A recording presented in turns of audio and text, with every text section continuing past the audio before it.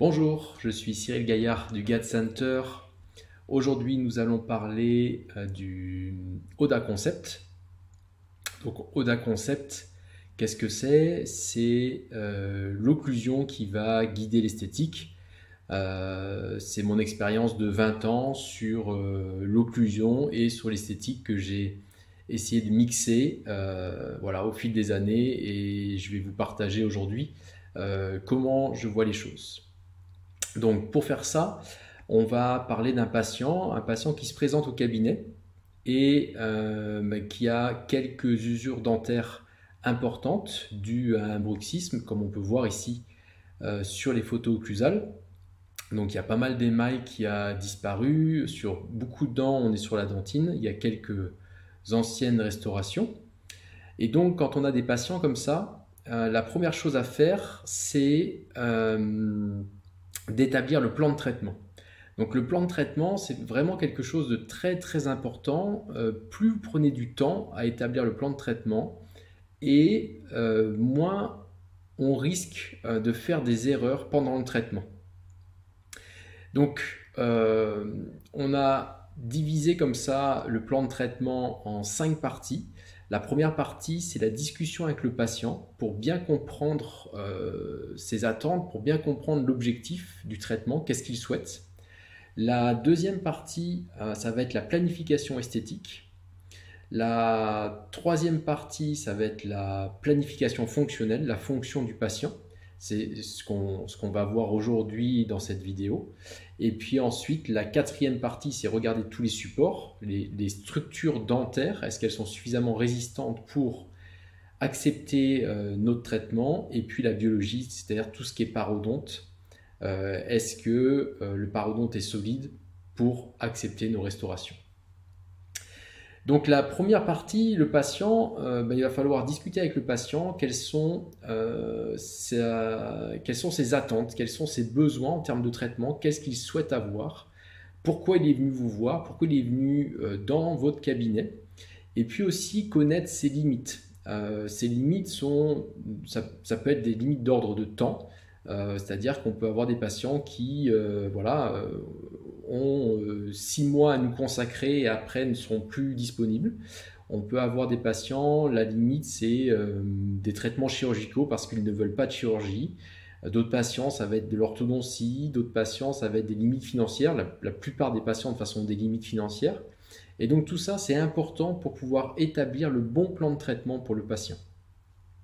Une fois qu'on a toutes ces informations, et qu'au niveau patient, donc on a checké, la deuxième étape, c'est la planification esthétique. Donc la planification esthétique se fait par le DSD, le Digital Smile Design, et ce qui va nous servir à voir où est-ce que les tissus doivent être. Donc aussi bien les tissus dentaires, où est-ce que les bords libres, par exemple des incisives centrales maxillaires, doivent se positionner, mais aussi les tissus parodontaux. Est-ce que j'ai besoin d'aller retoucher ou pas la gencive, et idéalement, où est-ce que ma planification esthétique, où est-ce que ma future esthétique doit se trouver. Alors pour ce patient, ici, on a utilisé le DSD pour aider le laboratoire, pour lui dire de combien on voulait augmenter la longueur des dents.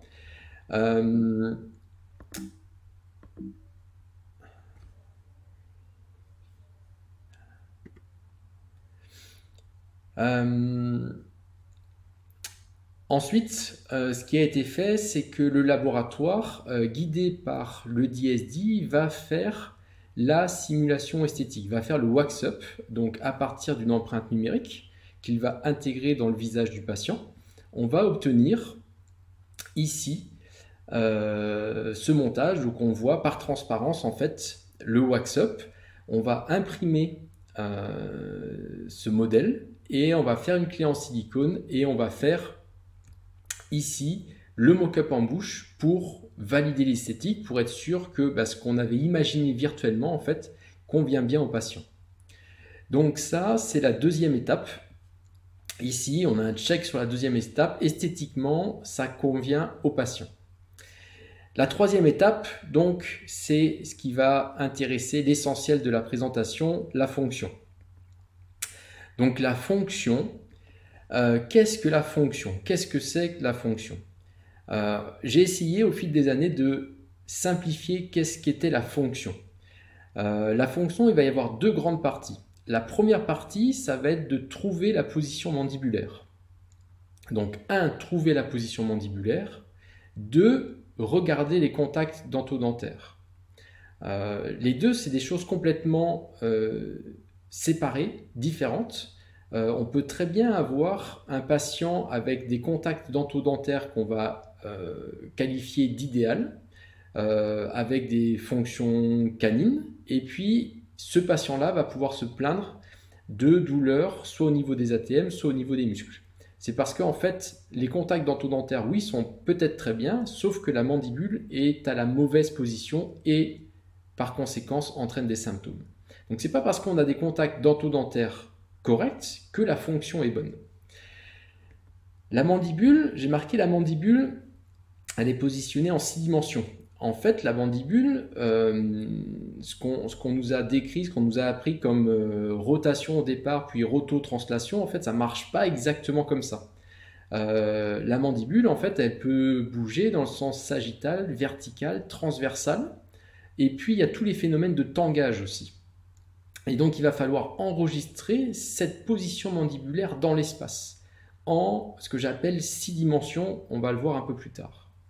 Et puis, ce qui concerne les contacts dentodentaires, on va les équilibrer en 3 grandes étapes. La première, c'est l'équilibration statique. Ensuite, il va y avoir l'équilibration de la mastication à faire.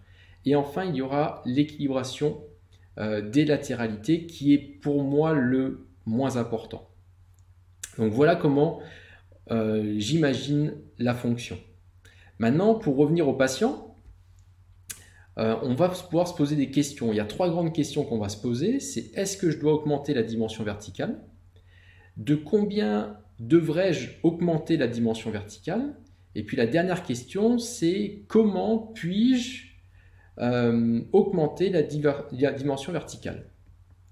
Donc, première question, est-ce que je dois augmenter la dimension verticale? La dimension verticale, on va l'augmenter dans 3 cas. On va l'augmenter pour créer de l'espace pour nos futures restaurations, pour faire de la dentisterie minimalement invasive, on va le voir après. On va l'augmenter aussi pour des raisons esthétiques. Quelquefois, vous avez des patients qui sont en bout à bout, puis les patients en bout à bout, en fait, aimeraient avoir des facettes, ont usé leurs dents, voudraient des facettes, et on n'a plus de place. Et donc là, il va falloir augmenter la dimension verticale pour se recréer de la place. Et puis on va pouvoir aussi augmenter la dimension verticale quand on veut repositionner les disques, mais ce n'est pas le but de cette présentation-là. Donc la première raison, c'est recréer de l'espace pour venir coller nos restaurations. Si on ne le faisait pas, ici on voit bien que en initial, donc on a les dents qui sont en contact, bien évidemment en OIM. Et si je n'augmente pas la dimension verticale et que je veux coller mes restaurations, ce qui va se passer, c'est qu'il va falloir que je fraise, que je prépare les dents, que j'aille toucher à cet émail et cette dentine qui n'a rien demandé pour venir coller mes restaurations. Donc c'est pour ça qu'en augmentant la dimension verticale, j'évite d'utiliser la fraise et je viens recréer en fait ce que la nature, ce que le patient a détruit. La deuxième question, c'est de combien devrais-je augmenter la dimension verticale? Donc si on regarde les études, on voit, il y a une étude, une revue systématique de la littérature qui a été faite en 2012, et ils en concluent que jusqu'à 5 mm d'augmentation de dimension verticale au niveau incisif, en fait, il ne se passe rien, c'est-à-dire que les patients acceptent très bien cette augmentation de dimension verticale. Donc tout ça c'est très bien, maintenant vous allez me dire, ok, mais de combien je dois augmenter? Est-ce que j'augmente de 1, 2, 2,5, 3, 3,5, 5 mm, de combien je peux augmenter? En fait la réponse c'est que ça va dépendre de 2 choses. Ça va dépendre du matériau qu'on va utiliser, qu'on veut utiliser en postérieur pour réhabiliter le patient. Donc par exemple, si je souhaite réhabiliter le patient avec des vitraux céramiques de type IMAX, à ce moment-là, les recommandations, c'est d'avoir 1,5 mm d'épaisseur en occlusal. Donc si je dois réhabiliter le haut et le bas et que je ne veux pas toucher du tout au molaire, il me faut 3 mm de hauteur. Donc ça, c'est le premier facteur. Quel matériau on va utiliser pour augmenter la dimension verticale? Et le deuxième facteur, ça va être sur quel support on va coller. En fait, si on colle sur la dentine, il va falloir plus d'épaisseur de matériau. C'est-à-dire que si je colle sur l'émail, la vitrocéramique, je vais me permettre de la descendre à 0,8 mm. Par contre, si je colle sur la dentine, eh ben, je vais rester à 1,5 mm. Donc, de combien j'augmente la dimension verticale? On a vu que jusqu'à 5 mm, ça ne posait pas de problème normalement pour les patients. Et eh ben, est-ce que je fais 1, 2, 3, 4 ou 5? Ben, c'est dépendant de quel matériau j'utilise et sur quoi je vais coller.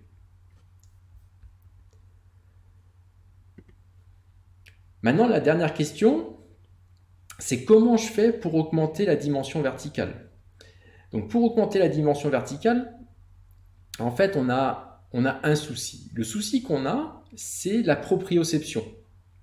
Nos patients, nous-mêmes, on a des propriocepteurs autour des dents et ce qui va donner en fait notre position mandibulaire. Donc en fait, notre cerveau va positionner la mandibule en fonction des propriocepteurs. Donc si on fait un petit tour dans la littérature, en fait, depuis un siècle, un peu plus d'un siècle, en fait, on va trouver 26 définitions différentes de ce qu'on appelle la relation centrée, de la position mandibulaire, et puis plusieurs techniques d'augmentation, plusieurs techniques de manipulation mandibulaire pour trouver cette relation centrée. Donc ça fait beaucoup de différences. Ce qu'on sait, c'est qu'on ne peut pas augmenter la dimension verticale directement sur l'articulateur. Parce qu'un articulateur, ça ne marche pas comme un patient. Si vous mettez vos deux modèles en OIM sur l'articulateur et que vous demandez au prothésiste d'augmenter la tige incisive de 2, 3, 4, 5 mm pour créer de la place et faire votre augmentation de dimension verticale, si vous créez vos mock-up, vos wax-up puis vos mock-up ou vos gouttières directement comme ça, vous allez avoir beaucoup de retouches au niveau des molaires, au niveau des dents les plus postérieures, lorsque vous allez faire les essayages soit de gouttières, soit des mock-up. Parce que en fait, l'axe charnière terminal, en fait, qui est notre articulateur, c'est pas notre patient. Notre patient n'est jamais en axe charnière terminal. La deuxième chose, c'est que notre patient ici, quand il a usé, on ne sait pas s'il a usé de la même manière partout. Peut-être qu'il a usé un peu plus à droite qu'à gauche. Peut-être qu'il a usé un peu plus en antérieur qu'en postérieur. Peut-être que sa mandibule, au fur et à mesure de l'usure, a glissé progressivement vers la droite ou vers la gauche. Et donc, si je montais sur l'articulateur, en fait, on aurait une augmentation de dimension verticale qui serait identique, ce qui n'est pas la physiologie, ce qui n'est pas la vérité. Donc, voyons ce qu'on va rechercher comme position de référence mandibulaire. Ce qu'on va vouloir rechercher, en fait, c'est une position d'équilibre et une position de référence. La position d'équilibre, en fait, entre les dents, les muscles et les articulations. En fait, il doit y avoir une synergie. Ces trois composantes doivent travailler en harmonie. Et tout ça, en fait, c'est dirigé par le système nerveux central. Donc ici, c'est très bien expliqué dans le livre Occlusion et fonction de Marcel Le Gall et Jean-François Lauré. Et puis, au fil des années, en fait, alors qu'au départ, j'étais gnatologiste et je pensais beaucoup aux articulations, en fait, pardon, je reviens en arrière, il y a, dans le livre de Dawson, en fait, Dawson dit attention aux muscles, parce que si jamais il y avait une guerre entre les muscles et les dents ou les muscles et l'os, en fait, les muscles ne perdent jamais. Donc, en fait, les muscles sont toujours le plus fort. Donc, il faut faire très attention aux muscles. Ici, c'est un article qui montre en fait que l'occlusion, en fait,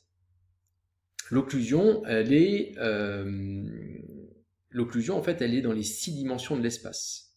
Et on va voir comment, en déprogrammant la mandibule, comment on arrive à avoir en fait une mandibule qui est comme un avion et qui va se positionner dans l'espace comme un avion. Aujourd'hui, quel est le workflow qu'on utilise pour les patients lorsqu'ils viennent au cabinet et qu'on doit les réhabiliter? En fait, il y a un workflow pour les patients qui sont asymptomatiques et il y a un workflow pour les patients qui sont symptomatiques. Donc, pour les patients asymptomatiques, on va utiliser le TENS, le COIS et le MOJO. Je vais vous détailler ces 3 instrumentations juste après. Et on va enregistrer la position mandibulaire et on va faire le test de la position mandibulaire, soit avec des gouttières, soit avec des mock-ups, soit avec des prothèses temporaires. Et si le patient est symptomatique, alors je vais utiliser toute mon équipe autour de moi, c'est-à-dire que je vais travailler avec mon chiropracteur pour regarder les vertèbres C1 et C2 et toute la posture, on va le voir après. Et puis je vais utiliser, une fois que le chiropracteur a fait son travail, le TENS, le COIS, le MOJO, je vais tester ma nouvelle occlusion avec mes gouttières et mes mock-ups. Et si jamais il y a besoin, je vais travailler avec le kiné, l'orthoptiste, le podologue, l'orthophoniste, et puis aussi je vais devoir vérifier tout ce qui est apnée du sommeil parce que ça a un impact sur l'occlusion. Donc un tout petit mot sur le chiropracteur. Le chiropracteur, en fait, il est très important, au moins pour vérifier les positions de C1 et C2. C1 et C2, en fait, ont un retentissement sur l'occlusion. Et l'occlusion a un retentissement sur les positions de C1 et C2. Alors, je ne vais pas vous faire un cours sur C1 et C2 et comment ils doivent être. Il faut juste garder à l'esprit que si vous faites des traitements occlusaux ou si vous faites des grandes réhabilitations avec des patients qui ont des symptômes, pensez à adresser au chiropracteur pour qu'il travaille sur cette zone. En fait, il y a des angles qui ont été calculés avec des moyennes. Il y a des espaces intervertébraux qui ont été calculés aussi.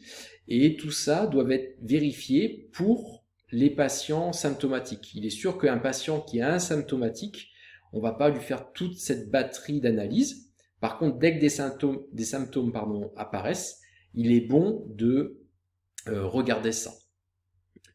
Donc, comment on peut déprogrammer le patient pour enregistrer la nouvelle position mandibulaire? Ce que j'utilise un déprogrammeur qui s'appelle un TENS. Le TENS, c'est pas une nouvelle machine, c'est une ancienne machine. Il y a pas mal, voire beaucoup d'études dessus. Beaucoup d'universités l'utilisent aussi.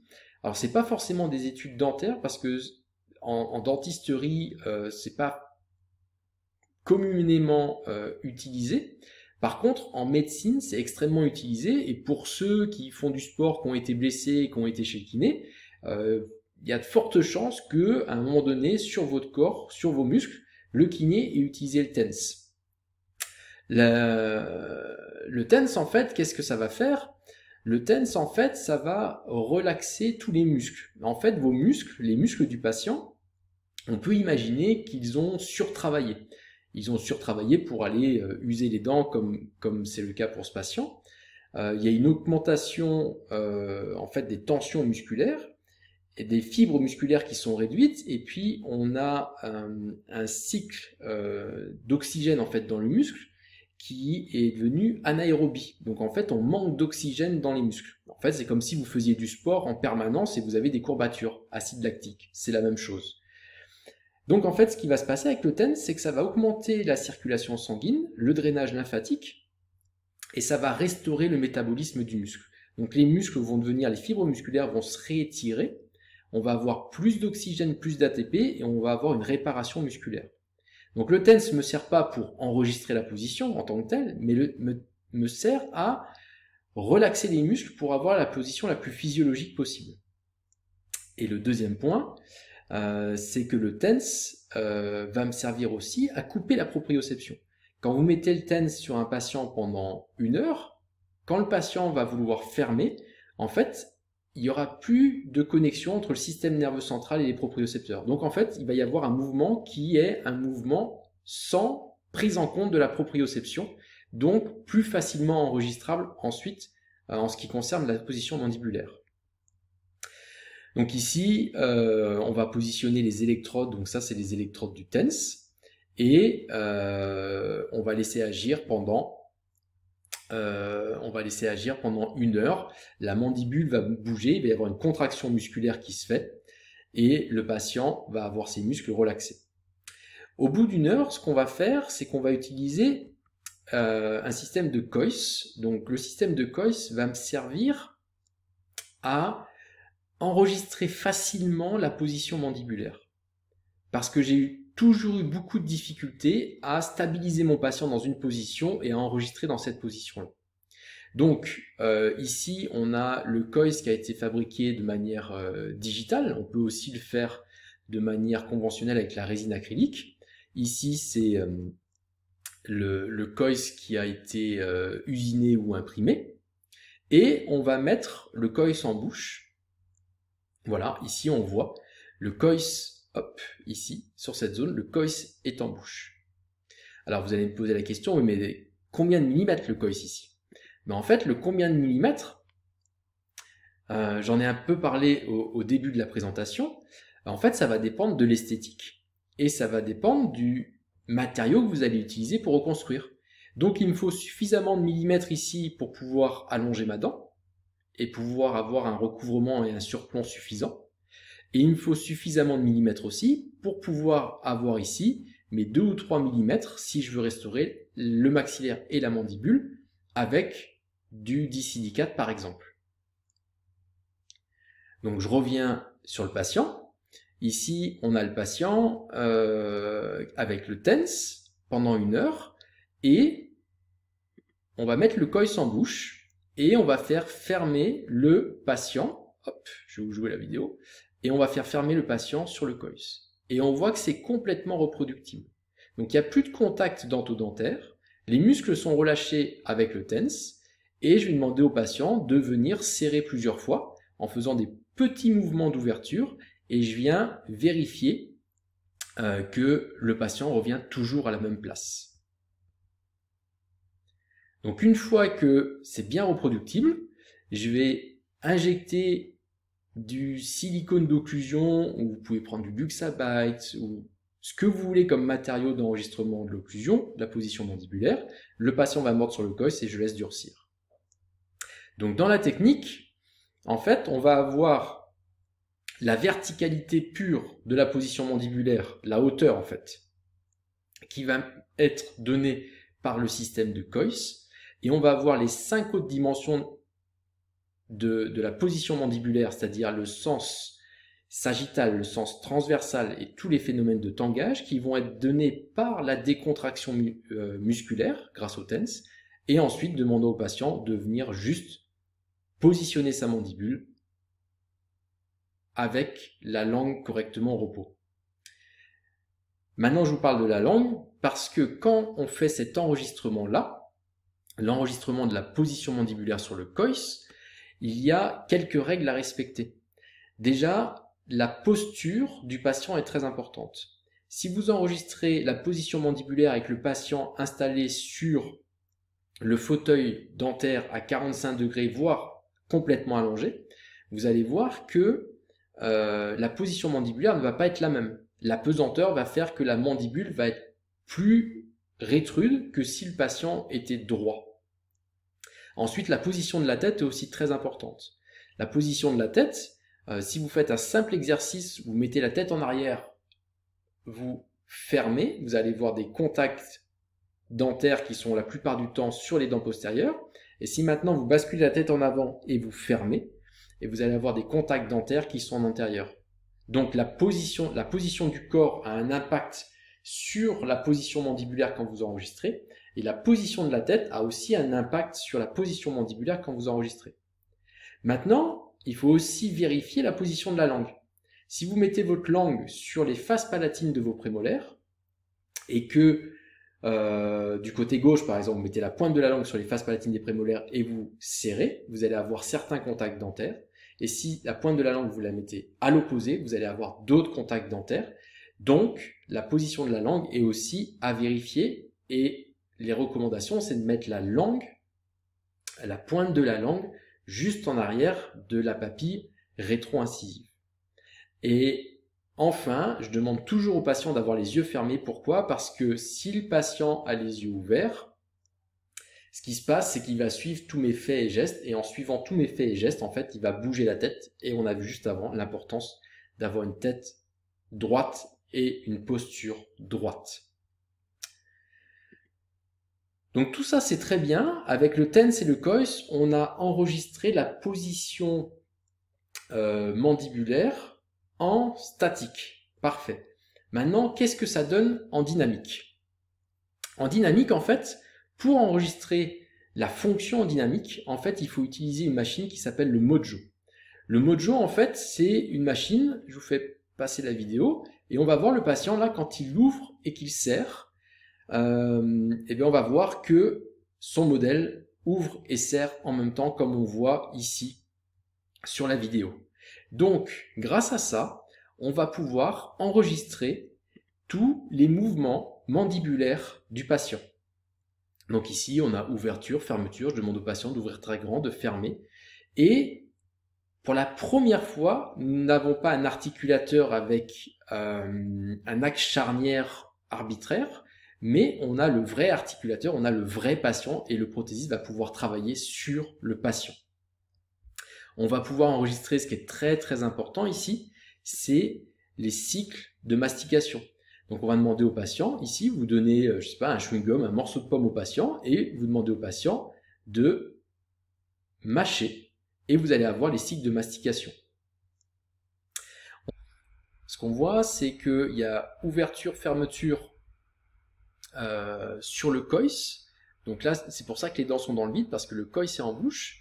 Ce qu'on voit tout en bas, c'est qu'on va pouvoir mesurer aussi l'espace laissé et si j'ai assez d'espace ou pas pour ma réhabilitation prothétique. Donc si je n'ai pas assez d'espace, comme c'est mon vrai patient, même s'il est virtuel, c'est vraiment la trajectoire physiologique du patient, autant je ne peux pas, sur un articulateur physique, augmenter la dimension verticale parce qu'on n'est pas en axe charnière terminal, autant grâce au Mojo, s'il me manque de l'épaisseur, je peux très bien me permettre d'augmenter la dimension verticale directement sur la trajectoire d'ouverture du patient qui m'est donnée par le Mojo. Donc on voit ici le prothésiste est en train de calculer, ok, je suis à 2 mm, c'est bon, si jamais je n'étais pas à 2 mm, il pourrait augmenter. La seconde chose qui est fabuleuse, c'est que vous voyez les cycles de mastication du patient. Bah ici, il y a eu un transfert des cycles de mastication du patient, donc c'est des vrais cycles de mastication, c'est ce qui correspond au patient. Et mon prothésiste va pouvoir réhabiliter, comme on le voit là, les dents, va pouvoir donner des formes avec des cuspides et des fosses qui sont le plus anatomiques possible parce que prenant en considération la mastication du patient.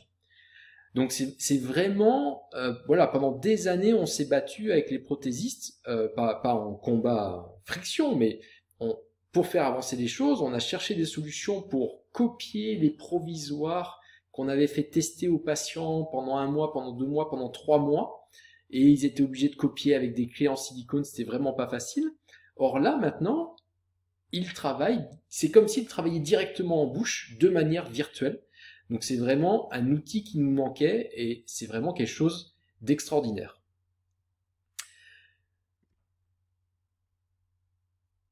Autre question, une fois que j'ai tout enregistré, donc j'ai ma nouvelle dimension verticale que j'ai enregistrée directement en bouche, j'ai tous mes cycles physiologiques qui ont été enregistrés avec le Mojo.